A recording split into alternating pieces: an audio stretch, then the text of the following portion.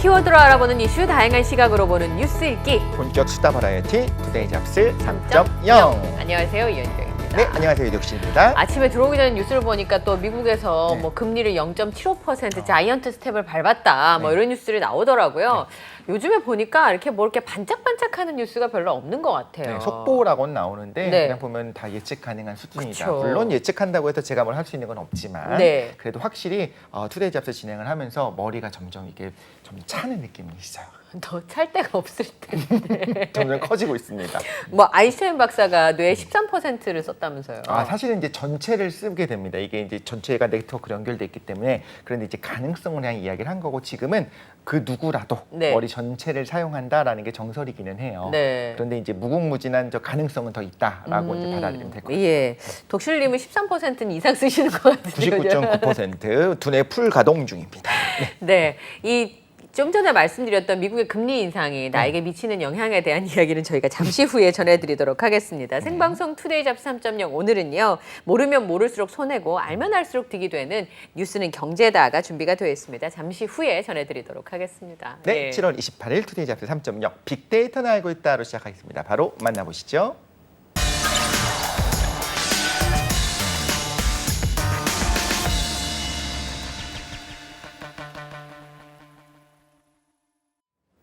네, 따끈따끈한 소식을 파헤쳐보는 얼리버드 시사 이슈 빅데이터는 알고 있다. 함께 하시겠습니다. 네, 우리 함께해 주실 분 소개해드리도록 하겠습니다. 시사교양 제작진들은 그 프로그램 제작진들이 너무나 탐을 내서 모두가 소유하고 싶어해서 지금 계속 전화가 너무 빗발친다는 소문을 들었습니다. 여기저기서 네, 전화가 어디서 날려달라고 들었어요, 한다고 도대체? 하는데 모두가 소유하고 싶은 남자, 그러나 이미 누군가의 소유인 남자, 이데일리의 김성희 기자님과 함께합니다. 어서 오십시오. 네. 안녕하세요. 이런 건 브로맨스라고 해야 되는 건지 추앙이라고 해야 되는 건지 모르겠는데 독실님이 성훈 기자님을 너무 좋아하는 것 같아요. 아유, 뭐 너무 감사할 따름이죠. 네. 뭐 추앙이라는 단어가 뭐 최근에 유행도 했었지만 네.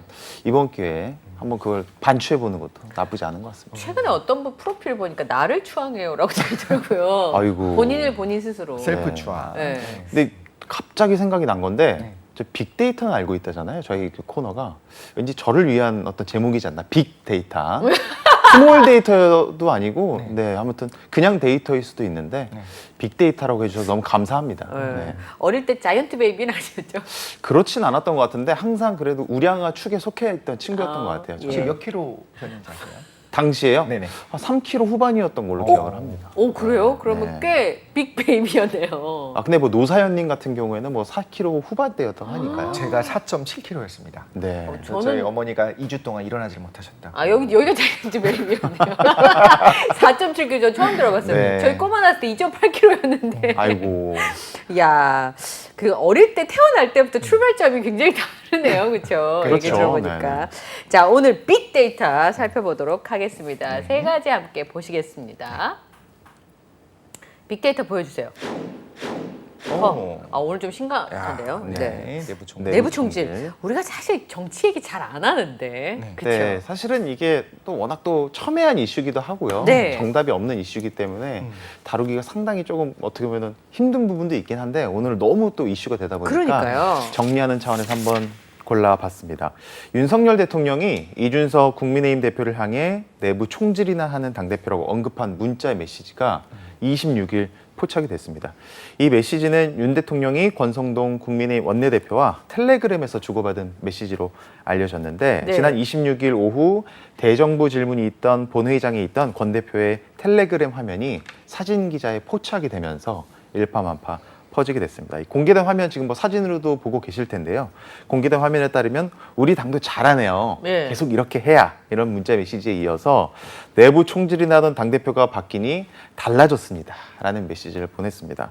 보낸 이에는 대통령 윤석열이라고 네. 표시가 돼 있죠.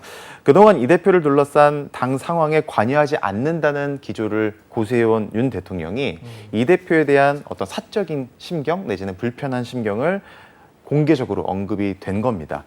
사진 화면상에 나타난 발신 시간이 11시 10분 정도로 되어 있었는데 저녁이요? 아니면 오전이요? 오전입니다. 오전입니까? 이때가 오전 10시부터 오전 10시부터 11시 10분까지 법무부 업무 보고를 받고 있던 시간이었다고 해요. 한동훈 법무부 네, 장관. 이 업무 보고를 받는 와중에 이 문자 메시지를 오간 것으로 추정이 되고 있고 사실 이제 엎질러진 불 아니겠습니까? 이 네, 이미 사태가 뭐. 공론화가 되니까 이 권성동 대행이 문자 메시지가 공개된 지 2시간 만에 자신의 페이스북에 저의 부주의로 대통령과의 사적인 내용이 유출된 점에 대해서 너무 깊게 사과하고 전적으로 저의 잘못이라고 공개 사과했습니다. 그쵸. 사실 근데 저거는 사진 기자분이 네. 당겨서 찍은 거 아니에요? 네, 맞습니다. 근데 권성동 원내대표가 사과할 부분이 저게 노출된 부주의를 사과해야 되는 것인지는 제가 좀 그렇긴 합니다만 저 이모티콘 굉장히 눈에 띄네요.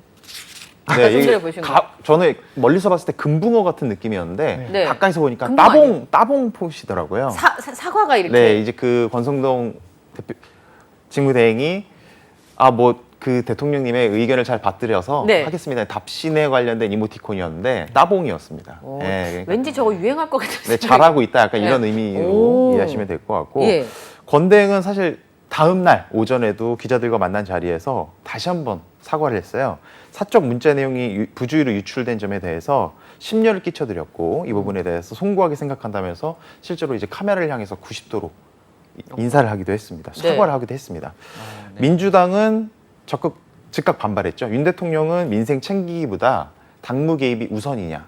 그리고 우리 당이 잘하고 있다고 메시지를 보냈던데 국민의힘이 지금 뭘 잘하고 있냐. 이런 반발을 내놓고 있습니다. 네.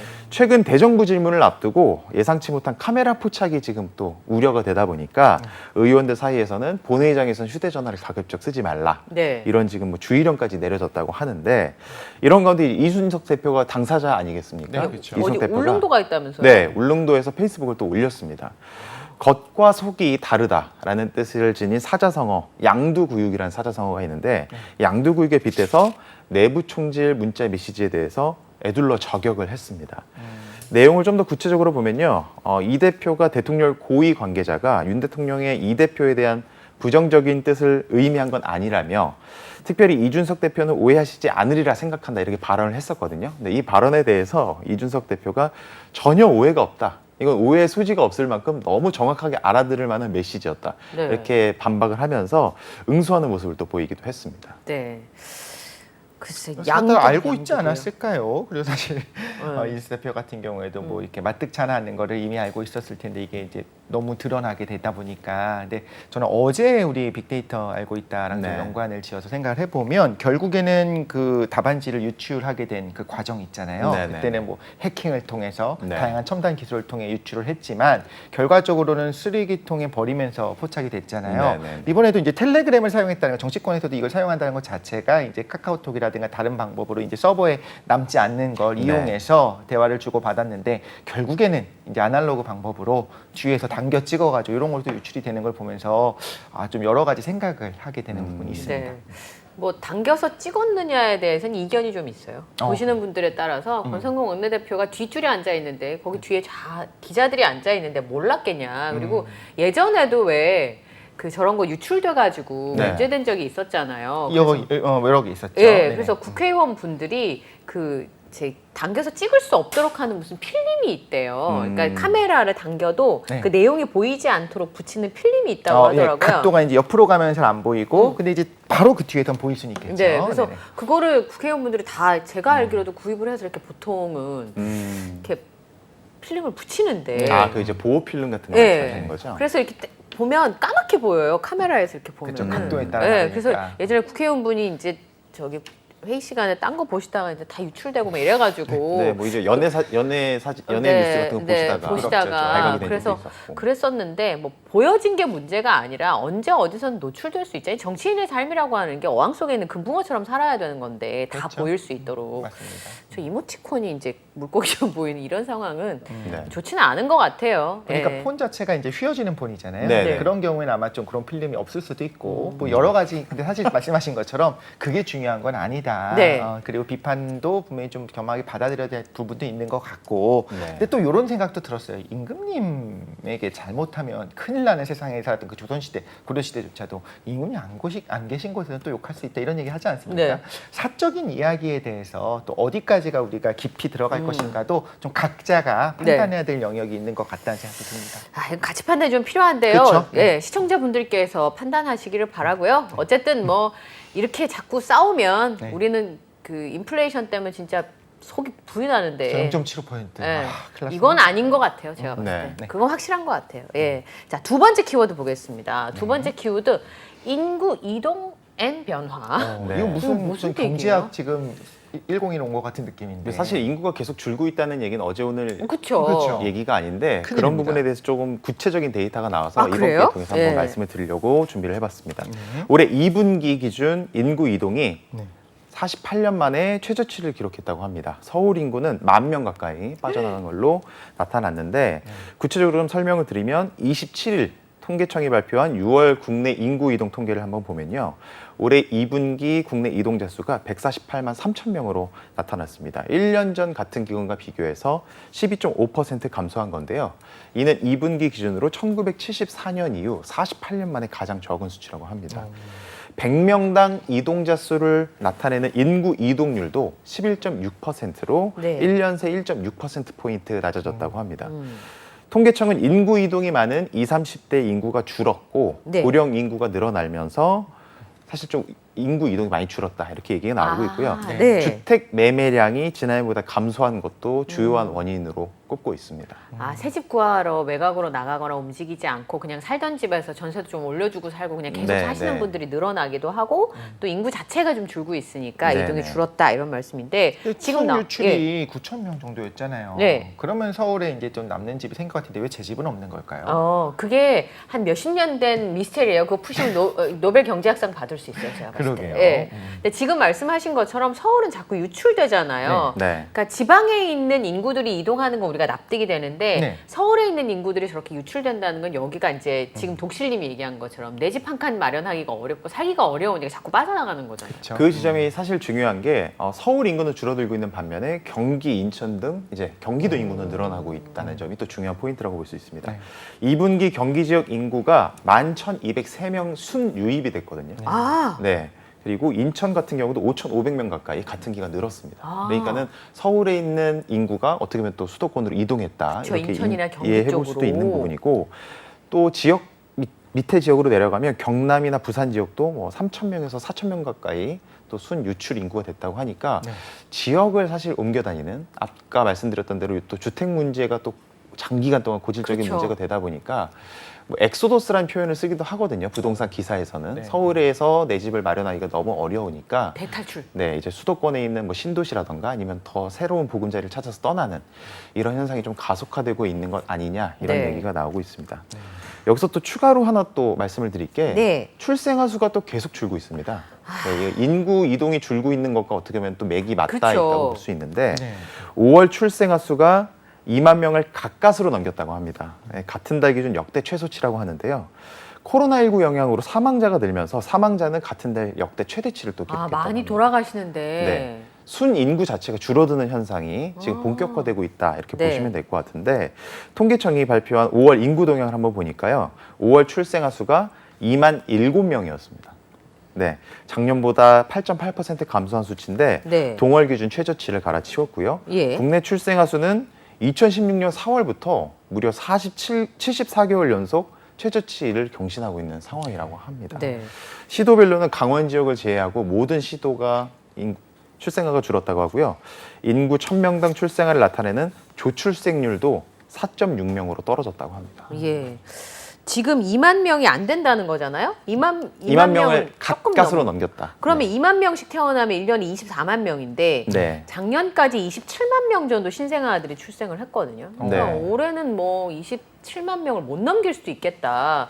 한때는 30만 명이다고 해서 충격적이다 이랬는데 네. 30만 명 금세 또 줄어드니까. 그 줄어드는 비율, 그 속도가 너무 빨라서 그렇죠. 네. 천천히 줄어드는 것도 아니고 좀 정말로 심각한 좀 사회 문제다라는 생각이 들긴 합니다. 뭔가 대책이 있어야 되는데 문제는 계속 출산을 해야 된다, 출산이 너무 적다 이렇게 이야기를 하는데 좀 뭔가 뾰족한 수 사실 없기는 해요. 그러다 보니까 사실 지금 가용 인원들이 지금 임신이 가능한 가임기의 어떤 뭐 여성들이 뭔가 이렇게 유인을 해서 네. 자녀들의 삶을 또 네. 키우는 것도 그 자신의 삶을 좀 이제 잘 유지할 수 있는 대책들이 있어야 되는데 그게 없었다는 거죠. 근데 여성들, 젊은 여성들 중에 결혼은 모르겠어. 물음표야. 근데 아이는 낳고 싶어. 라고 해서 이게 난자를 미리 냉동해 놓는 경우들이 종종 있다고 그래요. 그 비용도 굉장히 비싸다고 하거든요. 그러고 보면 여성들이 아이를 낳고 싶어 하지 않는 건 아니에요. 그렇죠. 예. 그러니까 그런 게 문제가 아니라 아이가 태어났을 때 일어날 여러 가지 일들, 그리고 태어난 아이들이 살아갈 세상에 대한 불안함들이 있는 거잖아요. 그거는 이게 뭐 집을 좀 싸게 사게 해준다. 네. 뭐 한 달에 30만 원씩 더 준다. 이래가지고는 해결될 수 있는 문제가 아니라 안심하고 살아도 되는 국가라는 안심, 신뢰도를 주는 것이 가장 중요하지 않을까. 네. 그런 생각이 좀 들어요. 최천 교수님이 그런 말씀하셨습니다. 사실 그 출산을 장려할 필요가 없다. 출산을 안 하려고 하는 경우는 거의 없다. 상황이 나아지면 누구나 낳고 그렇죠. 싶어 한다는 거예요. 오히려 맞습니다. 제한하게 되는 것들이 더 이제 어려운 것들이지. 그런데 지금 상황이 너무 안 좋다 보니까 도저히 이제 자연스럽게 원래 출산을 하고 이세를 생산하고 그 행복한 가정을 꾸리고 싶은 게 당연한데 그걸 도저히 엄두를 내지 못할 정도의 지금 사회적 현상이 나타나고 있는 거잖아요. 그런 저도 면에서. 좀 개인적으로 안타까운 게 이제 출산율이 줄고 네. 인구가 줄고 있는 부분이 출산율이 줄어드는 부분과 밀접한 관련이 그렇죠. 있잖아요.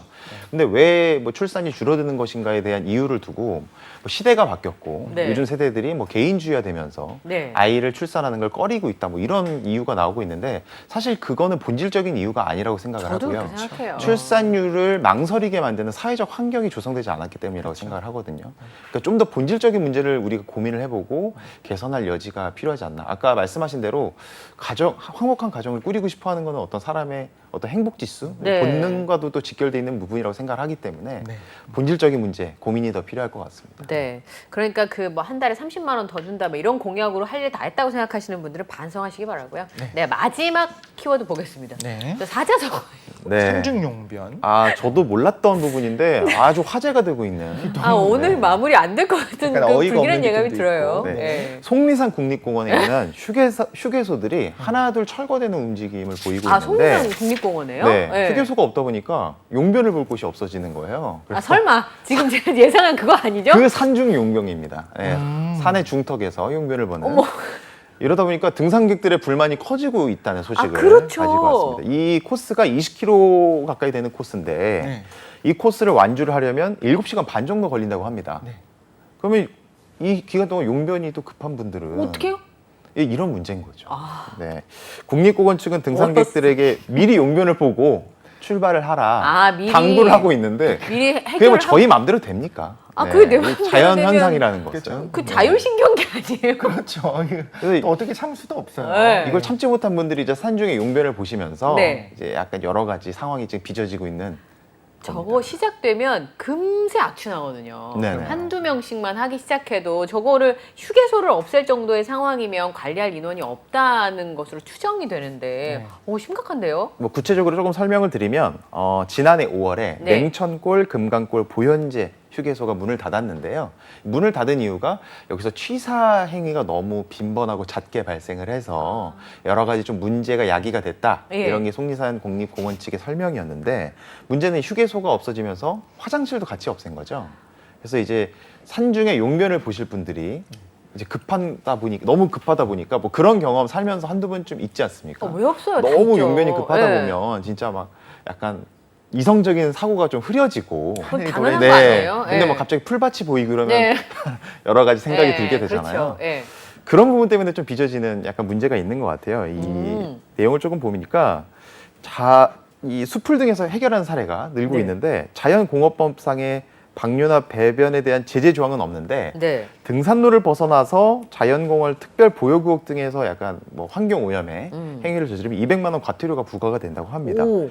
그렇다고 해서 해발 920m 뭐 가까이 뭐 7시 반 가까이 걸리는 등산로에서 용변을 해결하는 부분이 너무 어렵잖아요. 어떡하라는 거예요? 실제로 등산객들 사이에서 불만이 지금 속출하고 있습니다. 그러면 네. 뭐 어떡하라는 거냐? 그러니까요. 등산을 하지 말라는 거냐? 네. 물도 마시지 말라는 거냐? 아, 그렇지. 물도. 네. 아, 그러네. 물을 진짜. 마시게 되면 또 자연스럽게 그게 또 이어지는 부분이기 때문에 그러면은 뭐 음식물도 섭취하지 말라는 거냐? 이런 좀 얘기가 많이 나오고 있어서 제가 봤을 때는 화장실을 임시 화장실이라던가 아니면 그렇게 할 수 용변만 있잖아요. 간단하게 볼 수 있는 어떤 그런 좀 개선이 좀 필요하지 않나 이런 생각이 듭니다. 현실적인 어려움은 있긴 할 것 같아요. 왜냐하면 그런 왜 임시 이렇게 심각해요? 화장실을 설치를 하면 그러니까 주기적으로 그걸 또 관리해야 비워줘야 되잖아요. 되잖아요. 근데 그게 이제 워낙에 또 예산도 많이 들어가는 일이기 때문에 개인이 뭔가 봉투를 가지고 다닌다고 하더라도 지금 문제는 어떤 거냐면 무슨 봉투를 가지고 다녀. 뭐 강아지들 산책시킬 때 가듯이. 네. 근데 제일 핵심적인 문제는 결국엔 그 탐방로에서 누가 이를 봅니까? 누가 보니까 좀 불편하기도 네, 하고 네, 예의도 네. 아니고 냄새도 나고 그럴까봐 탐방로를 빠져나간다는 거죠. 근데 그게 이제 문제는 불법적인 부분들도 있는 거고 또 하나는 그러다가 또 발을 헛디딜 수도 있고 좀 위험에 빠질 네, 수도 맞습니다. 있잖아요. 그러니까 남이 안 보이는 곳으로 숨으려고 가야 하잖아요. 되니까. 근데 그런 과정들이 좀 위험할 수 있으니까 이게 좀 지금 우리가 웃으면서 이야기를 하긴 하지만 뭔가 대책이 필요한 건 사실이다라는 생각도 들고 우리 어제 또 노구교 사건 이야기 듣지 않았습니까? 네. 결국엔 그 중일 전쟁을 촉발했던 그 노교 네. 사건을 봤더니 설마. 병사가 네. 그 급 용변을 보러 갔다가 없어졌던 사이에 전쟁까지 일어났습니다. 네. 그러면서 보면 용변은 정말 중요한 겁니다. 네, 중차대한 마무리가 문제입니다. 그렇게 되는 거예요? 네. 예. 어쨌든 여기 휴게소를 없애게 된 이유가 환경을 저해한다고 해서 휴게소를 없앤 건데 맞습니다. 그 휴게소를 없앴는데 환경을 또 저해하고 있잖아요. 반대로. 예. 네, 근데 네, 저기가 저는 국립공원이기 때문에 관리는 해야 된다고 생각해요. 비용적인 문제를 따질 문제가 아니라는 생각이 좀 들어서 저 학교 다닐 때 저기 수학여행도 가고 했던 아. 그런 곳이었는데 저렇게 두는 건 아닌 것 같고 지금 독실님이 얘기한 것처럼 임시적으로 해결할 수 있는 공간이라도 마련을 해야 될 것 같고 안 되면 여기 커튼이라도. 예, 땅 주인이 법주사라고 하잖아요. 여기다 비용을 지불하고 법주사에서 관리할 수 있도록 해도 되거든요. 네. 그러네요. 예. 네. 그러니까 방법은 찾으면 얼마든지 있는데 그냥 단순하게 환경을 저해하니까 음식을 많이 해 먹으니까 없애 이건 아니었던 것 같아요. 사실 탁상인정이에요. 공중 쓰레기통이 굉장히 없어졌잖아요. 네. 그 중에 하나가 일단 개인의 쓰레기를 너무 여기다가 버린다. 집안 쓰레기를 이런 네. 얘기도 있었었고 쓰레기통이 여기저기 있다 보니까 오히려 쓰레기를 너무 많이 가지고 다니더라. 이런 이야기를 하면서 없앴잖아요. 네. 근데 그러고 나니까 진짜 내가 이거 들고 다니기 힘든 상황에서 당연히 내 가방에 다시 넣으면 되지라고 말은 하지만 현실적으로 그게 안 되는 분들도 많이 있단 말이에요. 네. 아무리 찾아봐도 10분을 들고 다니는데 쓰레기통이 없어요. 하나가 없으니까 결국엔 그냥 버스 정류장 같은 데 내려놓고 가시는 분들을 많이 보잖아요. 네. 그러면서 생각해보면 분명히 어떤 정책을 추진함에 있어서 음과 양은 있는 거예요. 그리고 예상 가능한 거고. 근데 말씀하신 것처럼 분명히 국립공원이라고 한다면 그건 나라에서 세금을 해결해야 되는 그쵸. 거예요. 뭐가 더 우선인지는 잘 따져볼 필요는 있겠다는 생각이 들긴 합니다. 알겠습니다. 예. 산중용변 네. 새로운 단어로 오늘 배우게 됐어요. 자, 빅데이터는 알고 있다. 지금까지 이델리 김성훈 기자와 함께 이야기 나눴습니다. 고맙습니다. 감사합니다. 네. 저희는 2부 잠시 후 뉴스 2부 뉴스는 네모다로 돌아오도록 하겠습니다.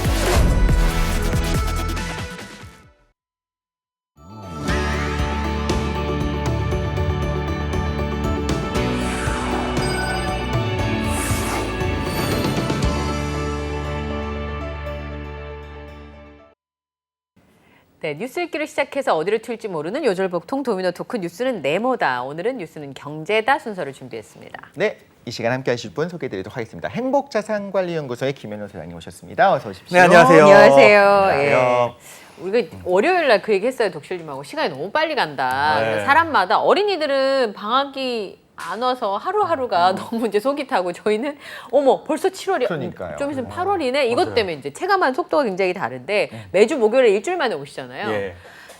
쏜살 같다. 기다려진다. 네. 아 부담스럽다. 네. 삼지선다. 네. 이 쏜살 같다가 가장 클 것 같아요. 뭐 부담스럽다는 건 아니고 전혀. 근데 와 진짜 시간 빨리 가는 느낌. 일주일에 한 번 뵙는데 네. 거의 뭐 한 2, 3일 정도 만에 뵙는 느낌? 오. 그러니까요. 네. 너무 빨라서 너무 쏜살 같은데 그냥 화살도 아니고 네. 그 편전 있죠. 애기살.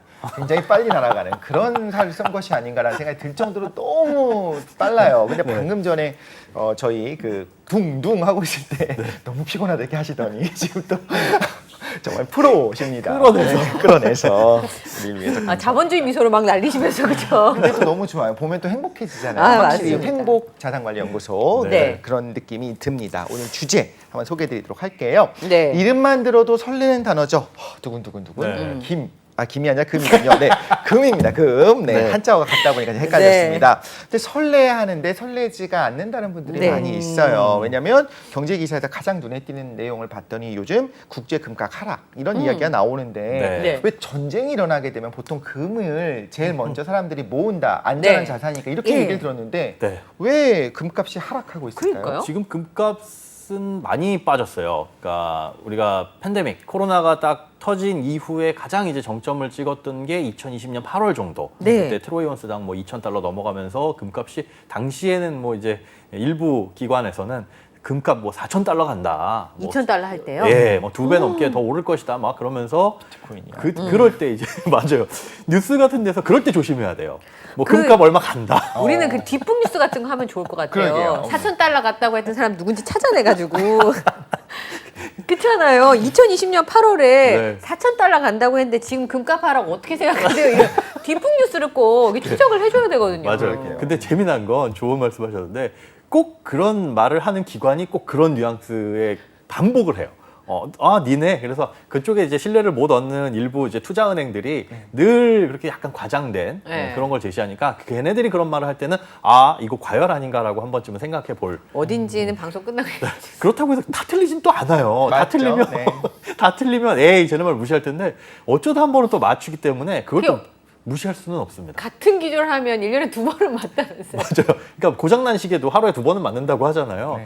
그래서 사실 무시할 수는 없고 어. 그 이유들도 참 들어봐야 되는데 그랬던 금값이 네. 한 2,000달러에서 10에서 15%, 5% 빠지는 게 왔다 갔다 이제 1,700, 1,800, 900달러 왔다 갔다 하다가 네. 최근 들어서 그 선이 무너져서 하락의 움직임을 보이고 있는 거죠. 심지어 이제 야 러시아 우크라이나 사태 진짜 전쟁이고 세계도 뭐 위험하고 이런데 네. 뭐 하락을 하고 있으니까 사실은 생소하실 수도 있어요. 오히려 야 이럴 때 금 올라야 되는 거 아니야? 네, 그러니까요. 네. 그런데 어찌 보면 금 가격이 안 떨어졌던 이유가 네. 불안했기 때문이 아니었을까? 오히려 떨어지는 게 정상이었는데. 선반요. 아. 네, 떨어지는 게 정상이었는데 안 떨어졌던 이유가 그나마 그만큼 불안했기 때문에 러시아 네. 우크라이나 사태도 있었고 이런 것 때문에 안 떨어졌던 거지 떨어지는 게 오히려 당연했었다라고 보는 시각들도 있어요. 그것도 새로운 아이디어인 것 같아요. 그렇죠. 예. 사실은 이제 금값이 왜 오르고 왜 떨어지냐를 봤을 때 경기가 안 좋으면 뭐 금값 뭐 오를 수 있고 네. 뭐 세계 시장이 불안하면 오를 수 있고라고 할 수 있는데 우리가 가만히 생각을 해봐야 될 게 이제 돈이 되는 곳에 돈이 몰려가는 겁니다. 네. 그러니까 금으로 돈이 몰려가는 이유는 그냥 금이 좋아서라든가 불안해 단순히 그것뿐만이 아니라 금으로 뭔가 돈을 넣었을 때 그 돈이 불어나야 네. 돈이 글로 몰리는 거잖아요. 예. 근데 다른 시장을 이렇게 돌아봤을 때 그래 금도 좋지만 다른 것들이 훨씬 더 돈 벌 수 있는 것들이 많아. 그럼 글로 돈이 몰려가겠죠. 그런데 제가 아까 말씀드린 것처럼 금값이 왜 안 빠졌느냐 그게 네. 더 이상하다라고 얘기를 하는 이유는 뭐냐면 자 금리하고 생각을 해볼 필요가 있어요. 금리, 실질금리. 그러니까 실질금리란 건 뭐냐면 예를 들어서 은행의 예금 금리가 5%예요. 5%. 그런데 물가 상승률이 5%예요. 예. 그러면 실질적인 금리는 0. 빵이죠. 예. 돈을 넣어놔도 내가 100만 원인데 105만 원이 됐네. 근데 물가가 5% 올랐어. 그럼 그 돈으로 지불할 수 있는 건 똑같으니까. 네. 이러면 가치가 없습니다. 그러면 여기서 돈이 빠져나가서 어딘가 그 가치를 보존할 수 있는 금이나 이런 쪽으로 빠져나가겠죠. 네. 그런데 지금 실질 금리는 어떠냐? 물가가 굉장히 많이 오르고 있지만 물가 오르는 걸 잡기 위해서 금리도 오르니까. 금리를 올립니다. 더 빨리 오르나요? 예, 간밤에 연준에서 또 0.75%포인트 확 올렸잖아요. 자이언트 네, 스텝. 물론 예상했지만 우리 네. 다 알고 있었잖아요. 네. 그래서 아침에 그 뉴스가 전혀 생소하진 않은데 연준이라든가 이런 중앙은행들이 금리를 올리고 있으나 시장 금리는 사실 그거보다 더 높습니다. 네. 시장에서 실제로. 이미 다 예상을 하고 있었으니까 그러니까 가만히 보면 그 기준금리, 연준의 기준금리하고 수렴하는 게 1년 만기 국채금리예요. 미국 국채금리. 네. 이게 그냥 거의 비슷하다고 보면 됩니다. 예전에 금리가 바닥일 때, 뭐 네. 0에서 0.5%포인트일 때 그 1년 만기 국채금리가 한 0.4에서 0.5 왔다 갔다 했어요. 그러니까 비슷하게 가야 되는데 네. 지금 그러니까 금리 올리기 전에 미국 같은 경우에는 한 뭐 2% 남짓할 때 그러면 그거에 수렴을 해야 되잖아요. 네. 그런데 시중금리는 그 1년 만기 국채금리는 3%를 넘고 있습니다. 그게 무슨 뜻이에요, 그러면?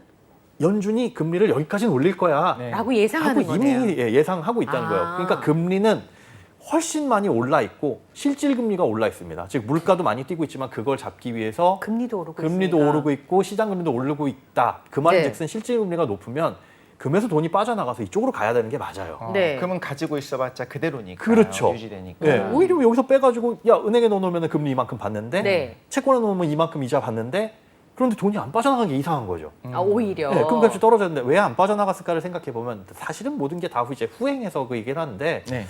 그 러시아 우크라이나 사태 때문에 혹은 경기가 불안했기 때문에 그나마 방어를 하고 있다가 네. 이제는 무언가 하나하나 해소되고 악재가 다 반영됐으니까 아 이제는 떨어지는구나. 그래서 과거에 금값이 오르던 시기를 보면 네. 뭐 불안한 어떤 요인들이 있었을 시기도 있지만 그럴 때 뭐가 있었냐면 금리를 낮춥니다. 그러니까 불안하면 문제가 생기고 침체가 되고 둔화가 되니까 각국 돈을 중앙들이 그래서 돈을 풀죠. 금리를 낮추죠. 네. 그러니까 금리를 그렇게 낮췄던 시기에 보면 아까 말씀드린 실질 금리가 떨어지니까 금으로 이동을 하고 우리 코로나 이후에도 네. 코로나가 빡 터지고 나서 금리를 촤촤촤촤 낮췄잖아요. 그렇죠. 이렇게 쫙 낮추는 시기에 돈들이 어디로 간 거예요? 주식이나 금으로 간 거예요. 예. 어. 그러니까 금값이 그때 피크를 빡 찍었다가 네. 금리가 유지되니까 사실은 더 오를 이유가 없이 쭉 유지되다가 이제 금리가 올라가니 다시 이렇게 거꾸로 내려가는 거죠. 그 시차가 사실 딱딱 맞아 떨어지면 우리가 얼마나 돈 벌기가 쉽겠어요. 그렇죠. 오케이 금리가 오르니까 이제 금을 사자. 금리가 떨어지니까 이제 금을 팔자 이렇게 네. 될 텐데 그 시차가 살짝 미묘하게 어긋나고 그걸 좀 멀리 보면 아 이런 관계가 있구나를 알 수 있어서 그런 현상에 있어서 지금 금값이 떨어지고 있다. 이렇게 보시는 게 맞을 것 같아요. 아까 얘기했던 것처럼 어떤 기관에서 네. 앞으로 금값이 뭐 4천까지 오를 거다, 네. 안 오를 거다 이런 사실 결론만 우리가 봤을 때 문제가 됐던 거지. 그쵸. 왜 그런 주장을 했는가, 왜 그런 이야기가 죄송합니다. 그런 이야기가 나왔는지를 보는 게 우리가 구조 파악하는데 중요하잖아요. 네. 지금 말씀하신 것처럼 어떻게 보면 결과적인 해석일 수 있겠지만 우리가 지금 왜 이렇게 굴러가는지를 알고 나니까 어떤 세계 시장을 보는 눈이 좀 생기는 것 같은데 네. 문제는 둘 다 이름이 하나는 금이고 하나는 금리다 보니까 정신 똑바로 차야 될 거예요. 헷갈려요. 맞아요. 둘 다 금자가 들어가니까 네. 한자원 다른데 그래서 이제 금이랑 달러 이런 이야기가 나오게 되면 항상 같이 좀 생각나는 게 항상 근본이제가 먼저 생각이 나요. 아, 예. 근본이제가 생각이 나요? 네, 근본. 오, 왜냐하면 이제 제가 새롭다. 경제학을 배우기 시작할 때 처음에 이제 하는 게 근본이제 페이지로부터 네. 이렇게 뭐가 됐다 맞아요. 이런 이야기를 하니까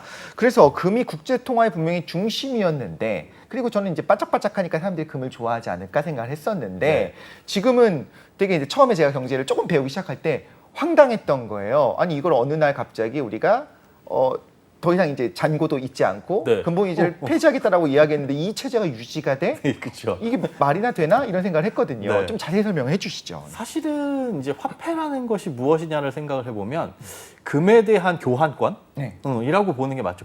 우리는 옛날에는 금을 가지고 우리 뭐 무슨 중세 영화 이런 거 보면 금화, 네. 은화 이렇게 주고 네. 했었잖아요. 근데 네. 그것도 무겁기도 하고 뭐 그 잃어버릴 수도 있고 이러다 네. 보니까 어딘가에 보관해 놓고 그 금 보관증이 어찌 보면 화폐인 건데 그게 지금 현재 사회에서는 통용이 되고 있죠. 네. 근데 금 본위제는 뭐였냐 하면 그렇게 통용되는 화폐와 금의 가치를 그냥 딱 맞춰 놓는 겁니다. 근데 이 근본이자를 이해하려면은 뭐와 결부돼야 되냐면 자유무역하고 결부가 돼야 돼요. 네. 그러니까 우리가 딱 요 스튜디오 안에서 우리 셋만 살면은 사실 뭐 근본이제고 뭐 상관없어요. 우리끼리 약속하면 되는 거니까.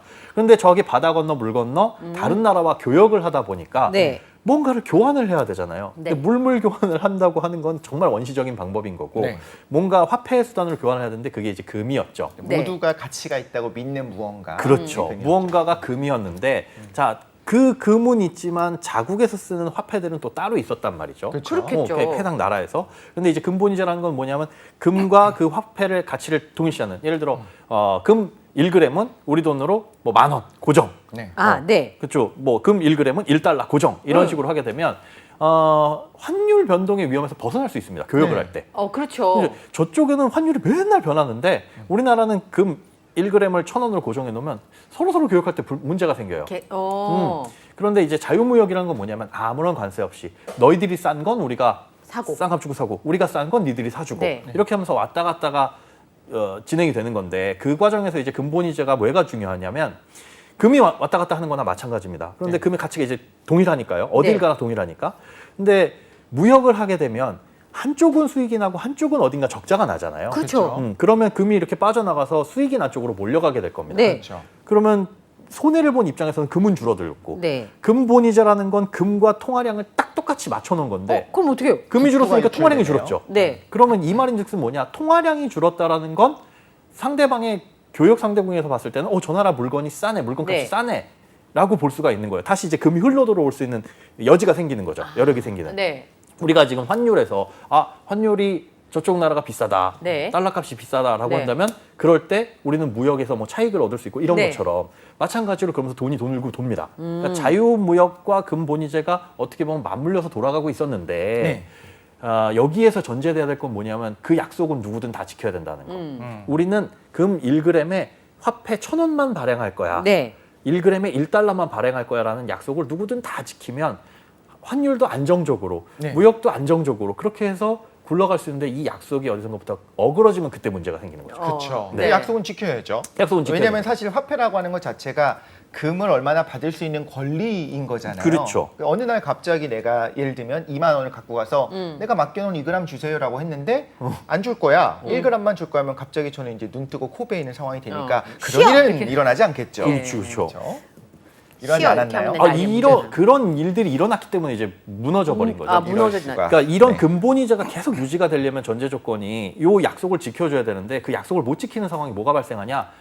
자국 경제가 어려워졌을 때. 그러니까 예를 들어서 금이 이렇게 빠져나가고 통화량이 줄었어요. 그러면 통화량이 줄었다라는 건 뭐냐면 돈이 희귀해진 상황? 네. 인플레이션이 발생하겠네요. 아니죠. 돈이 이제 많아지면 인플레이션. 돈이 근데 희귀해지면 그러니까. 돈이 귀해지면 디플레에 가깝죠. 그럼 침체가 온다는 그렇죠. 침체죠. 침체가 오면 지금 상황에서는 어떻게 해요?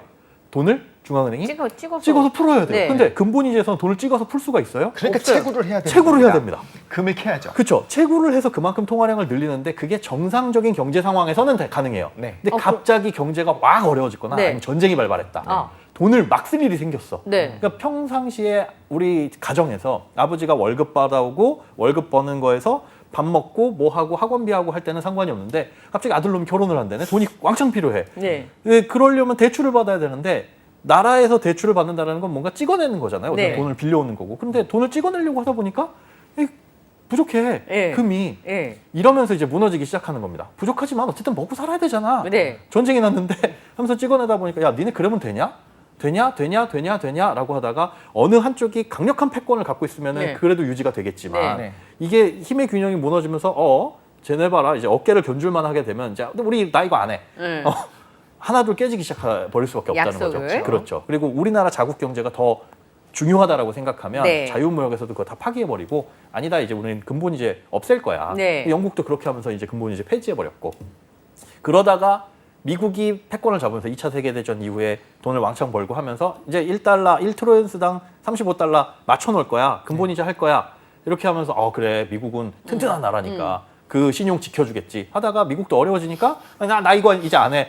그 신용을 잃어가게 되는 거죠. 그러니까 사실은 전쟁과 공황이 없으면 경기 침체나 이런 것들이 없으면 근본이자라는 거는 어떻게 보면 굉장히 이상적인 합리적인 것 같아요. 굉장히 합리적이고 이상적인 제도인데 네. 그런 문제가 생기다 보니까 네. 어긋나고 무너져 버리는 겁니다. 그러게. 그런데 그 미국이 네. 그 약속을 지키지 않고 근본위제를 폐지하고 했을 때 각국이 결국에 이제 미국 은행에다가 금을 저장해 놓은 상태였잖아요. 그렇죠. 딱 그 순간에 이거 사기야. 그럼 지금 우리가 해놓은 거 다 인출할 끝내놔. 거야라고 네. 하지 않았나요? 했었습니다. 그렇게 금을 내놔라 내놔 하다 보니까 그런 이제 문제들이 여러 각국에서 벌어졌죠. 그러니까 그런 문제들을 사실은 미국과 다른 이제 합의를 거쳤던 나라들만 겪었던 그 시기만 겪었던 문제는 아니에요. 그러니까 네. 근본이제가 있었다, 없었다, 혹은 영국에서 시작됐다, 미국에서 시작됐다, 있었다, 없었다 사라진 이유들이 네. 원칙적으로 구조적으로 그런 문제점들을 갖고 있었던 거죠. 네. 그러면서 지금도 사실은 다시 뭐 논의가 되고 있는 이유도 사실은 그런 거고요. 그러니까 어디 믿을 만한 곳에 금을 맡겨놓고 네. 아까 말씀해주신 것처럼 그거에 대한 교환권을 우리가 믿고 통용을 하는데 네. 그 믿음이 깨져버리다 보니까 야, 저 나라 저 은행 못 믿겠네? 그럼 우리가 할래. 네. 그리고 저 달러라는 거 이제 못 믿겠네? 마음대로 지들이 어려울 때는 막 글로벌 금융위기 때 막 찍어내고 하다 보니까 네. 그거 돌려줘. 해서 실제로도 그 금을 받아다가 자국 은행에다가 쌓아놓는 경우들이 많이 일어나기 시작을 했죠. 네. 뭐 러시아도 마찬가지고 뭐 영국도 마찬가지고요. 그래서 네. 지금 보면 금을 아마 많이 쌓아놓는 국가들 쪽에서 이제 뭐 근본이제를 다시 도입하겠다, 우리가 이렇게 하겠다라는 얘기들도 요구들도 슬슬 나오고 있는 것 같고, 네. 하지만 그게 뭐 현실성 있는 문제는 있는지에 대한 문제는 뭐 따로 살펴봐야 될 부분이긴 너무 하고요. 시중에 있는 금 자체가 양이 적죠. 근본위제를 하기에. 그렇죠. 이 아까 말씀드린 대로 화폐 발행량은 계속 늘어나야 됩니다. 그렇죠. 그러니까 뭐 신용 경제가 이제는 자리를 잡았으니까. 네.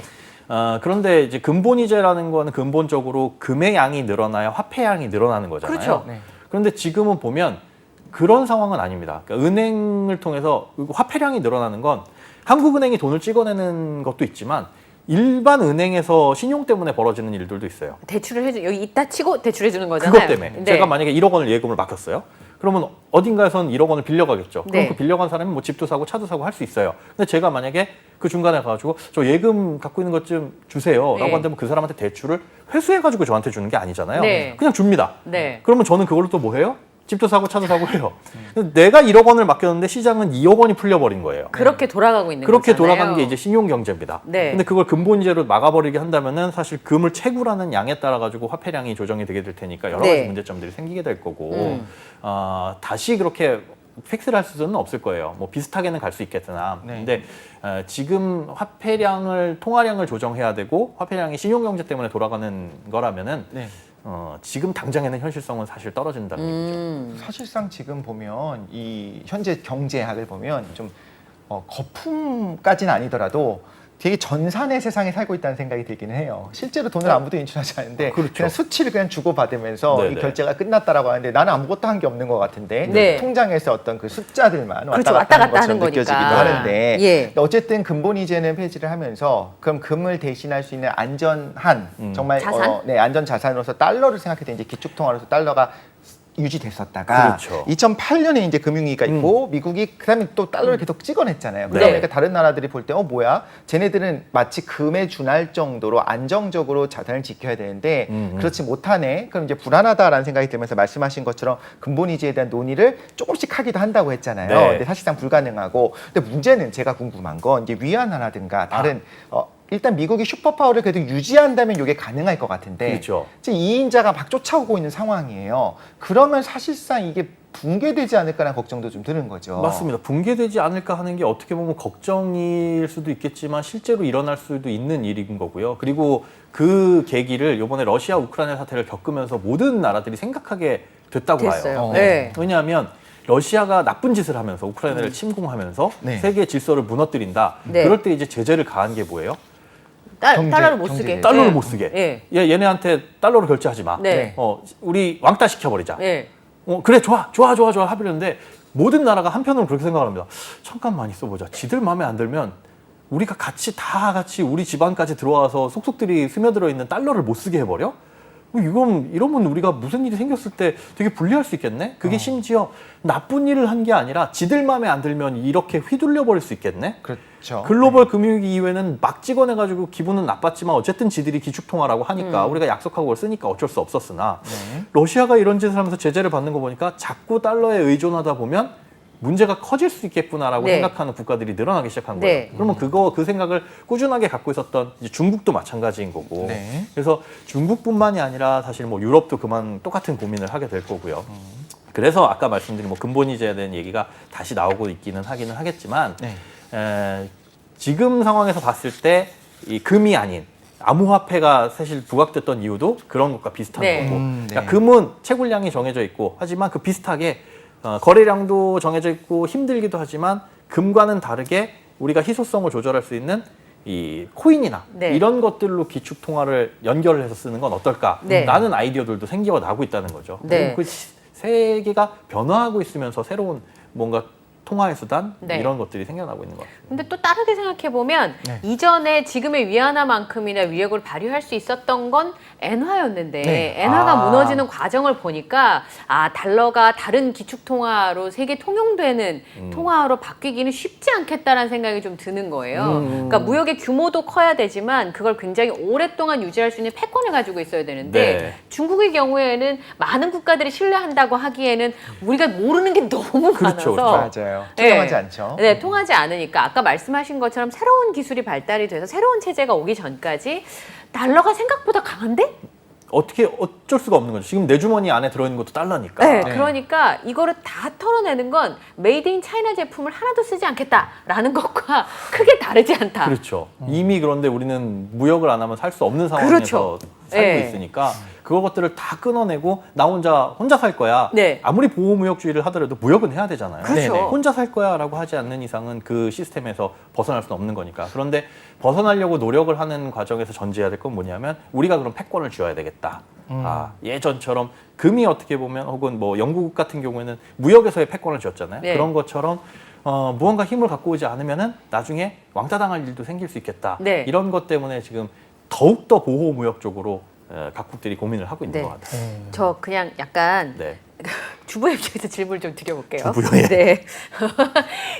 제가 이렇게 들은 얘기인데 맞는지 모르겠어요. 네. 이렇게 이 주먹을 좀 쓰는 조직폭력배 아저씨들이 예. 영화에서 보면 이렇게 금목걸이를 네네. 하고 있잖아요. 네. 이렇게 비싼 그 우리 아는 금시계 같은 거. 그거 왜 그러나 했더니 어떤 분이 유튜브에 설명하는 걸 봤는데 네. 이분들이 이제 범죄를 저지르고 도망을 다닐 때 급하게 한전을 쓸 수 있는 게 금목걸이랑 이 금통식이라는 거예요.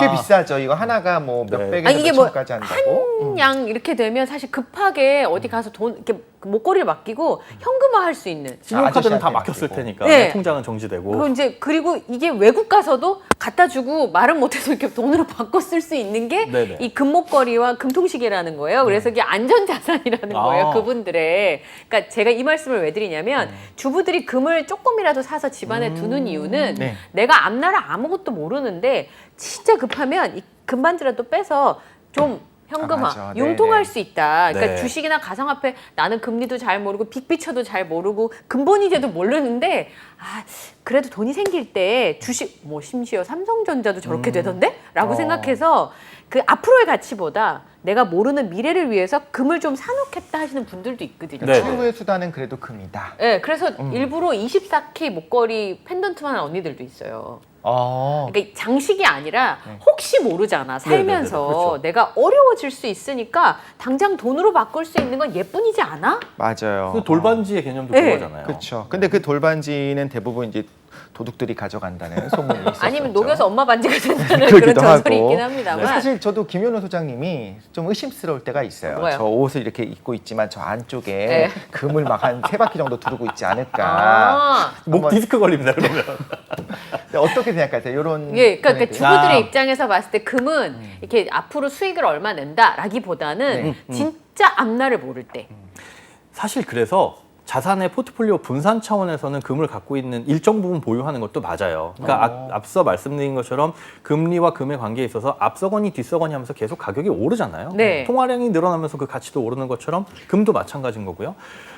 그렇기 때문에 내가 금을 갖고 있으면 언젠가 그 화폐 가치는 보존돼서 20년 후고 30년 후고 이걸 화폐처럼 교환해가지고 쓸 수는 있을 거야라는 생각에 접근하는 건 맞습니다. 하지만 주의해야 될 건 이게 진짜 재테크 수단으로서 네. 요즘에 뭐 금값 많이 오른다라고 했을 때 그걸로 네. 이걸 돈을 불리기 위해서 사가지고 얼마의 수익을 내겠다라고 접근하기에는 1번 비용이 너무 많이 들고요. 네. 그 비싸서. 그렇지 비싸다는 게 아니라 이걸 똑같은 가치를 사는데 네. 세금도 내야 되고 맞아요. 그렇죠. 세금 많이 뛰더라고요. 그러니까 1,000원짜리 10장을 10,000원짜리로 바꿀 때는 세금을 낼 게 아닌데 이 금 한 덩이에 이만큼의 가치를 한대라고 해서 교환하려고 하다 보니까 부가세를 내야 되고 살 때 팔 때 또 값어치가 다르고. 그렇습니다. 왜냐하면 그 금을 보관하는 입장에서 보관료가 발생하잖아요. 그러네요. 금은방이든 어디든 보관료가 네. 발생하는데 기준 가격이 있지만 그 가격으로 그대로 내주면 뭐 먹고 살아요. 네. 그러니까 금을 내줄 때는 좀 비싸게, 네. 금을 내가 회수할 때는 조금 좀 싸게. 헐값에. 네. 그래서 그 맞네요. 차익을 먹는 거라서 우리가 그 금을 그렇게 직접 거래하게 되면 굉장히 큰 손해가 발생을 하죠. 그래서 네. 금을 갖고 있다라고 하더라도 물론 귀금속의 목적으로 네. 뭐 들여다보면서 하루에 한 번 이렇게 거북이. 열어보면 아우 행복해. 네. 그런 반짝이는 게 거북이. 그런 게 아니라면 전산상에 금을 두는 게 사실은 훨씬 더 유리하고 네. 효율적인 선택인 거죠. 그럼 그런 질문. 펀드들. 네. 요즘에 삼성전자 주식을 아르바이트하는 자녀들이 용돈을 줄 때마다 사서 모으시는 언니들이 있어요. 그러니까 예를 들어서 대학교 1학년인데 아르바이트를 해서 돈을 받았어요. 네네. 그러면 그 중에서 그 달은 꼭 한 주씩을 사는 거예요. 삼성전자가 이제 주식이 싸니까 네. 예전에 100만 원 넘어갈 때는 못 사지만 지금은 한 줄 살 수 있잖아요. 그렇게 아이를 위해 투자해준 엄마가 A 있어요. 많아요. 예. 네. 20년 전 생각하는 거죠. 그때 한 주씩 샀었으면 그러면 지금 어떻게 그쵸. 됐겠냐. 그다음에 B 엄마는 네네. 아까 지금 얘기하는 것처럼 금통장에다가 금을 조금씩 그러니까 이게 그 통장에다가 넣는 거예요. 네네. 사고 팔고 하지 않고 이렇게 20년 뒤에 네. 누가 날 것 같으세요? 모르죠.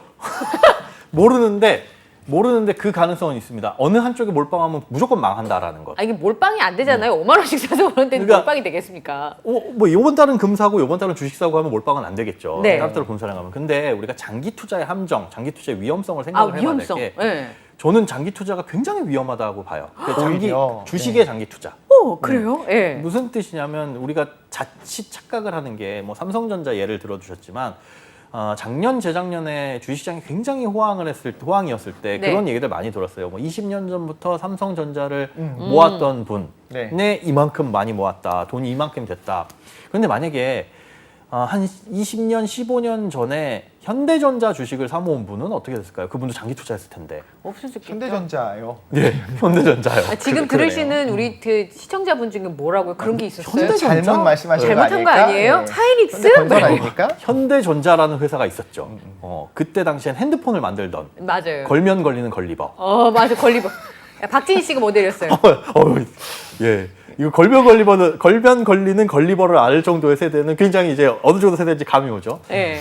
사실은 기업에 장기 투자를 한다는 건 이 기업이 몇 년 후까지 살아남는다는 걸 전제하고 가는 거예요. 그렇죠. 네. 그런데 기업이 살아남고 못 살아남고는 그 기업의 영업 능력도 있지만 산업이 어떻게 발전하냐에 따라서 달라질 수 그렇죠. 있습니다. 맞아요. 네. 20년 전, 30년 전에 이 시장을 주도하던 산업과 지금 시장을 주도하는 산업은 전혀 다르죠. 그런데 미래 20, 30년 후에 먹거리가 뭐가 될 줄 알고 계속 여기에 투자를 하다가 혹시나 이 기업이 뭔가 기업의 문제로 휘청하거나 네. 아니면 산업의 문제로 이제 도태되거나 네. 이렇게 되면은 내가 20년, 30년 동안 모은 자산 자체가 휴지 조각이 될 수 있는 거잖아요. 아, 그러니까 생각해 보니까 지금 카카오나 네이버 같은 주식은 주식으로 각광받기 시작한 지가 10년. 맞습니다. 네, 그럼- 10년도 채 안 돼요. 우리나라 코스피 상위 50개 종목, 네. 이 시가총액 상위 50개 종목을 차지하고 있는 것들 중에 10년을 유지한 종목들을 보면 한 60% 정도밖에 안 돼요. 그러니까 40%는 10년도 채 못 살아남고 뒤로 다 밀려버린 겁니다. 아. 근데 내가 투자를 할 때 하필이면 그 40%에 속하지 않을 가능성이 얼마나 되느냐, 그럴 확신이 얼마나 되느냐죠. 아. 장기 투자를 하라는 건 뭐냐면 그 정도의 마음가짐을 가지라는 겁니다. 워렌 버핏이 얘기한 것처럼 10년을 갖고 있을 각오로 갖고 있지 못할 주식이라면 1분 1초도 갖고 있지 말아라. 그런 식으로 얘기를 했잖아요. 그러니까 오래 갖고 있어서 그때 가서 수익을 보자는 게 아니라 장기 투자할 마음으로 갖고 있으면 언젠가는 수익이 나고 내가 목표로 한 수익률을 달성할 수 있으니까 그때 팔고 나와라. 네. 라는 거지. 주식 한 번 사시면 20년 동안 묻어두셔야 됩니다. 이게 무슨 그 종갓집 된장도 아니고요. 네. 그래서 오히려 이제 주식에 장기 투자하는 건 위험할 수 있다. 그렇다고 해서 그럼 금에 장기 투자하는 건 맞냐?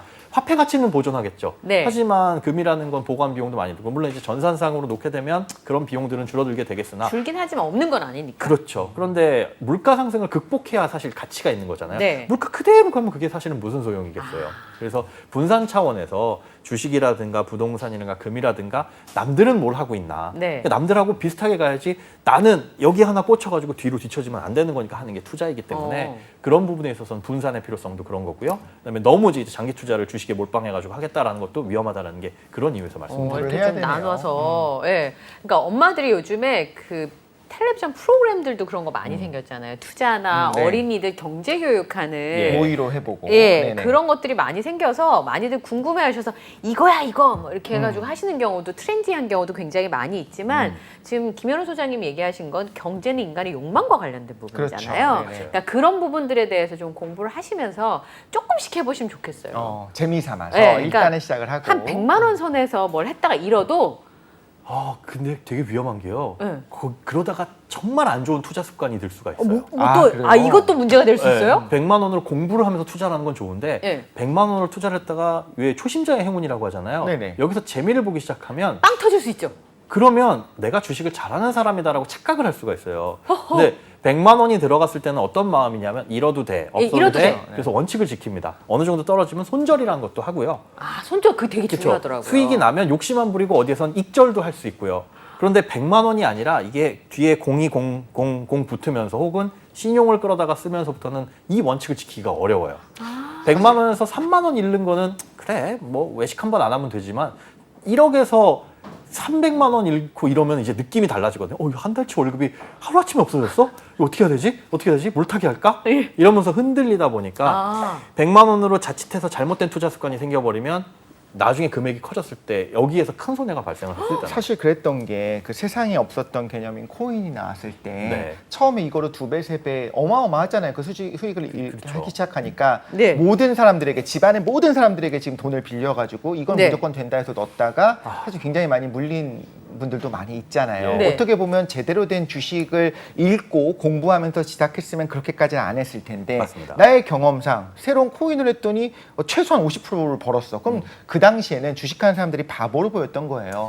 그리고 이거는 젊은 우리만 알고 있어. 네. 어른들은 몰라. 안 하면 뒤처지는 것 같고. 그렇죠. 그래서 사실 굉장히 좀 위험하다고 이제 전문가들이 많이 경고를 했는데 네. 이런 일이 벌어지기도 했죠. 저도 말씀 듣고 보니까 200년 후에도 과연 어떤 기업이 살아 있을까에 우리가 당연히 그렇다라고 얘기할 수는 없는데 근데 금은 어쨌든 있잖아요. 그렇죠. 그렇죠. 그래서 어느 정도 완전히 이제 휴지 조각이 되진 않는 그런 선에서 생각할 수 있겠다. 제가 되게 충격받았던 게 소니가 우린 게임 회사로 알고 있고 소프트웨어 회사를 알고 있잖아요. 지금은 완전히 그냥 금융회사로 변했잖아요. 일본에서. 네. 그런 거 보면서 역시 전문가들은 다르구나. 소장님이 말씀하셨던 것 산업 구조가 바뀌게 되면 맞아요. 이 회사가 아무리 건실해도 무너질 수 있겠구나. 이런 것들을 또 여기서 제가 네. 배워가게 됩니다.